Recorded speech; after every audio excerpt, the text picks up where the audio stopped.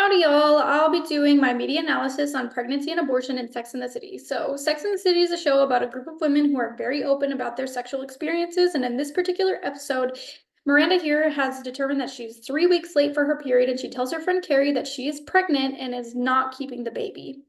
So this is where it gets complicated because choosing to have an abortion involves a lot of parts of the sexuality wheel. So her values and beliefs are she's very pro-choice. She thinks that you can do whatever you want with your body, and that's her opinion, and that she chooses that terminating the pregnancy is best for what is her in that moment. Some thoughts and feelings come up. She feels guilty and shameful because she doesn't want to tell the father she's not keeping it because she's thinking, what will he think whenever he learns that part of his child I want to terminate? And then a relationship that it creates some conflict between her and her friend Charlotte because her friend is having a hard time conceiving a baby with her husband, and she really, really wants a baby, but Miranda wants to terminate her pregnancy. So there's a place for conflict there. And so something I wanted to know is that if she would know if she was really pregnant at this point. So she missed her period by 21 days. And so this is what her menstrual cycle would have looked like if she had an average one. And so she probably had sex at this point in her cycle because this is where you're the most fertile and this is the day of ovulation. And so she would have had her period at this point, but she missed it. And then 3 weeks later, she tells Carrie that she is pregnant, and she would be about 5 or 6 week pregnant. So she would know she was pregnant at this point, and she confirms that with 3 EPT or early pregnancy tests that all come back positive. And then she goes and visits her doctor where they might have done a sonogram, which is that picture of the baby, which wouldn't show a heartbeat unless it was 6 weeks, or they would do a blood test for the HCG in her blood, which would determine that earlier than the P that would come in the pregnancy tests. And so the fact checking, I fact checked the timeline through these 3 articles here. 2 of them came from the Cleveland Clinic. One was the conception one that we got in our lecture this week, and another one was about the accuracy of pregnancy tests and when to take them, which would be the 11 to 14 days after conception. And then this fact that most people find out they're pregnant after 6 weeks. And then the method, they did not use a condom or any kind of birth control. The only birth control they thought they had was they both had a condition. So he had a testicle removed after testicle cancer.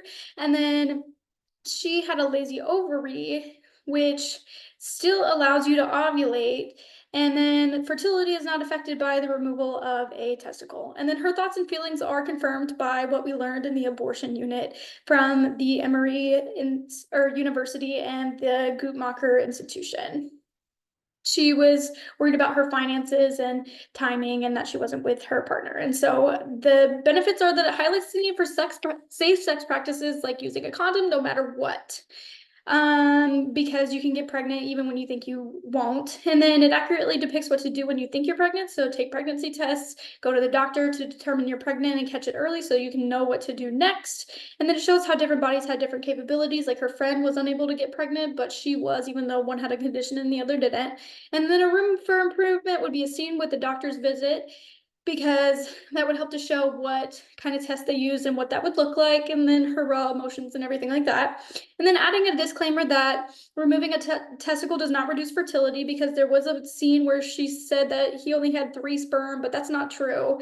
You're still the same amount of fertile as if you had 2 of your testicles. And then describing Miranda's condition and advertising resources to help would be good for people who are struggling with a similar condition. And then there were other inaccurate statistics brought about during the episode, and so disclaimer should be required for this episode to say that not all the information in this episode is accurate, and that accurate information is provided somewhere else, maybe through a YouTube channel or a podcast given by a public health educator, and then to encourage viewers to find that information for themselves so that they can avoid forming biases like judgment is the way to deal with abortion, or to try and go get an abortion in a state where they're not allowed to get one. And then to avoid giving older women false hope of getting pregnant when they wouldn't possibly get pregnant. And so then my personal analysis is that I don't agree with it. It doesn't reflect how my life looks. I practice safe sex always. I have condoms and I'm on birth control, and I would not choose to have an abortion if it came upon me. And I chose this example because it's different from my perspective. And I think it's super great that there's a show that talks about it, because I've never seen this on the media before. And I think it's something that other people need to be exposed about. It can show how TV shows have some accurate information and they have some very inaccurate information. So I hope you enjoyed, and thanks, and Gig'em.